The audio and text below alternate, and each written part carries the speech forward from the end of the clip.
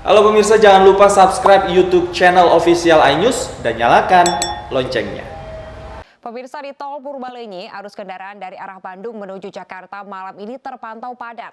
Kendaraan bernomor polisi Jabodetabek mulai meninggalkan kawasan-kawasan wisata di Bandung.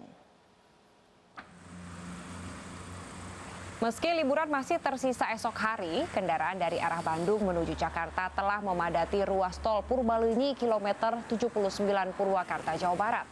Kendaraan masih dapat melaju meski dengan kecepatan rendah dan sesekali tersendat. Diperkirakan wisatawan Jabodetabek yang berlibur di kawasan Bandung dan sekitarnya mulai kembali ke daerah asalnya malam ini. Kondisi serupa diprediksi akan kembali terjadi hingga Minggu malam besok.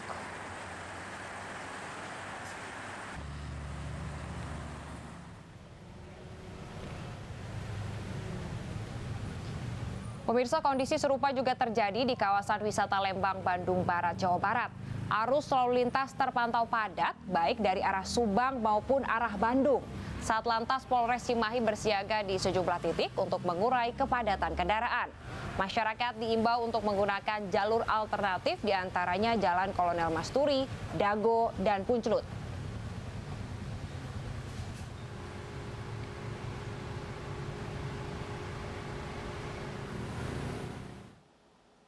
Sementara itu, pemirsa, di Puncak Bogor, petugas memberlakukan penyekatan kendaraan di Simpang Gadok Sabtu malam. Ratusan kendaraan yang tidak membawa hasil swab antigen diminta putar balik.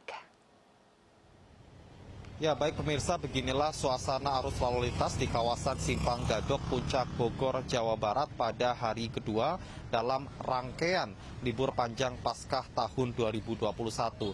Yang mana berdasarkan pemantauan kami, arus lalu lintas dari kedua arah, baik dari arah Jakarta menuju ke arah Puncak Bogor maupun sebaliknya, terpantau ramai lancar. Namun, sempat terjadi kepadatan arus lalu lintas. Hal ini lantaran petugas gabungan dari pemerintah Kabupaten Bogor kembali melakukan penyekatan kendaraan pada Sabtu malam. Yang mana memang berdasarkan seperti yang diagendakan sebelumnya, penyekatan kendaraan ini dilakukan secara berkala, yaitu 2 kali sehari dalam masa PPKM yang masih berlaku di wilayah Kabupaten Bogor. Berdasarkan keterangan dari petugas gabungan, setidaknya lebih dari 120 kendaraan terpaksa harus diarahkan putar balik menuju ke arah Jakarta lantaran mereka kedapatan tidak membawa surat hasil negatif swab antigen ataupun tidak dapat menunjukkan sertifikat vaksin. Mereka yang tidak dapat menunjukkan kedua berkas tersebut maka diberikan tanda dengan stiker berwarna oranye dan langsung diarahkan putar balik di Simpang Gadok. Kemudian bagi para pengendara atau calon wisatawan yang membawa keterangan swab antigen atau menunjukkan sertifikat vaksin, maka akan diberikan stiker berwarna hijau dan langsung diarahkan melanjutkan perjalanan menuju ke kawasan wisata Puncak Bogor. Berdasarkan keterangan dari petugas gabungan, rencananya untuk penyekatan kendaraan ini akan terus dilakukan secara berkala selama masa pemberlakuan PPKM di wilayah Kabupaten Bogor hingga tanggal 5 April mendatang.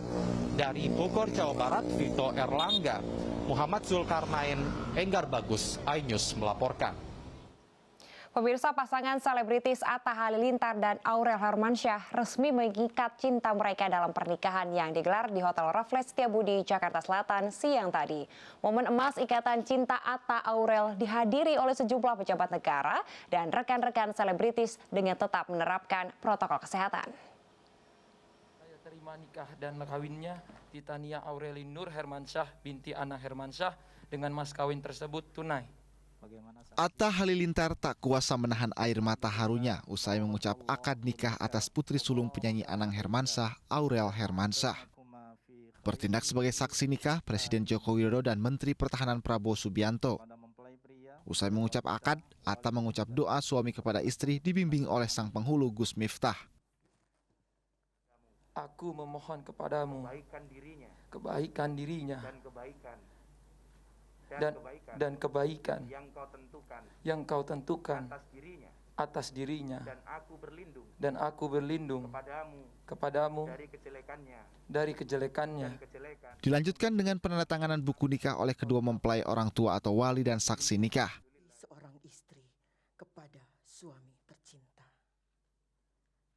Atta meminang Aurel dengan mas kawin seperangkat alat salat dan uang tunai sebesar Rp342.021. Acara akad nikah Atta Aurel digelar di Hotel Raffles Setiabudi, Jakarta Selatan dengan penerapan protokol kesehatan.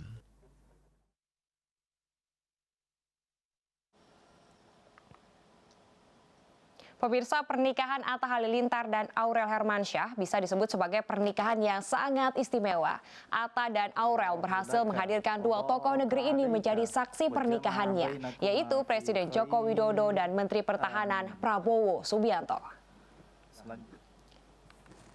Presiden Joko Widodo dan Menteri Pertahanan Prabowo Subianto hadir dalam akad nikah Atta Halilintar, Aurel Hermansyah, dan bukan hanya sebagai tamu undangan, namun sebagai saksi nikahnya. Tidak mudah menghadirkan kedua tokoh berpengaruh di negeri ini dalam satu panggung di luar urusan pemerintahan. Presiden Joko Widodo menjadi saksi dari pihak Aurel Hermansyah, sedangkan Menteri Pertahanan Prabowo Subianto menjadi saksi dari pihak Atta Halilintar. Selain Presiden Jokowi dan Menhan Prabowo Subianto, hadir juga Ketua MPR Bambang Susatyo yang memberikan sambutan mewakili kedua orang tua mempelai. Yang kami hormati, dengan 10 jari kita panjatkan kehadiran. Pertama-tama tentu kita panjatkan puji syukur kehadirat Allah Subhanahu wa Ta'ala, karena atas rahmat dan karunia-Nya kita semua dapat berkumpul pada hari ini pada acara akad nikah Muhammad Atta Mimi Halilintar dan Ananda Titania Aurel Nur Hermansyah dalam keadaan sehat walafiat.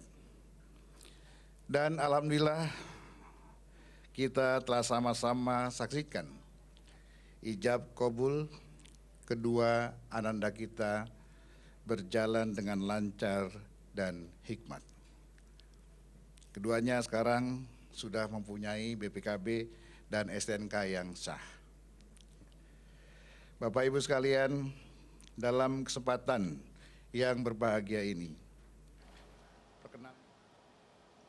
Gus Miftah yang didaulat sebagai penghulu memberikan nasihat pernikahan untuk Atta dan Aurel. Berikut ini pesannya untuk Anda. Pasangan kita bukan malaikat. Pasangan kita bukan setan.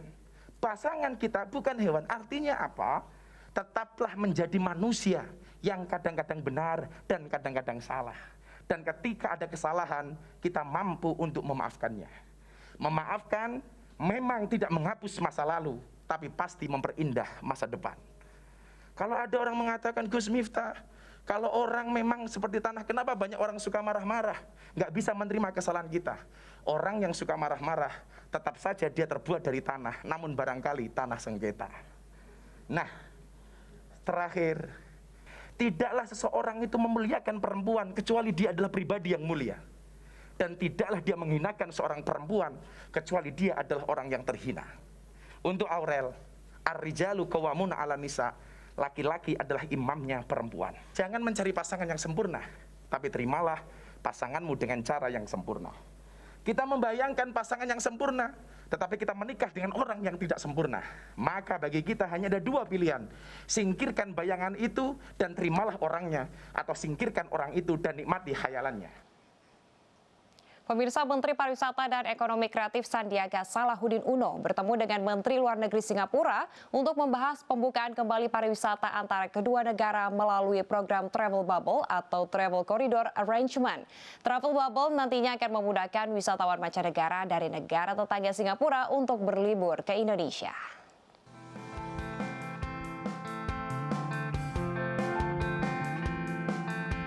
Pemerintah Indonesia membuka kembali pintu masuk wisatawan mancanegara melalui program Travel Corridor Arrangement dengan sejumlah negara, salah satunya dengan negara tetangga Singapura. Untuk mendukung program ini, pemerintah telah berupaya keras mengontrol penularan COVID-19 dengan penerapan protokol CHSE dan pemberian vaksinasi bagi pekerja pariwisata dan ekonomi kreatif. Hal ini disampaikan Menparekraf Sandiaga Salahuddin Uno saat melakukan pertemuan dengan Menteri Luar Negeri Singapura, Vivian Balakrishnan. Terkait perluasan travel corridor arrangement untuk sektor pariwisata yang memungkinkan kunjungan kembali wisatawan mancanegara atau Wisman, khususnya di Bali, Batam, dan Bintan. Bali akan menjadi pilot project untuk penerapan perluasan travel corridor arrangement dan secara simultan juga diterapkan di berbagai daerah termasuk Batam dan Bintan. Setelah melakukan pertemuan dengan Menlu Singapura, finalisasi konsep travel corridor arrangement akan dilanjutkan dengan berkoordinasi bersama Kementerian Luar Negeri yang akan menjadi penentu penerapan kebijakan tersebut. Tim Liputan iNews melaporkan.